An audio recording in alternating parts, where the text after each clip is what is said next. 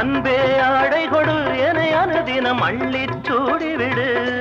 இதழில் இதழால் கடிதம் எழுது ஒரு பேதை உறங்கிடம் அடி கொடு. தங்கச் சங்கிலி மின்னும் பைங்கிளி தானே கொஞ்சியதோ இனி தஞ்சம் மல்லிகை மஞ்சம் எந்திரன் தோளில் துஞ்சியதோ.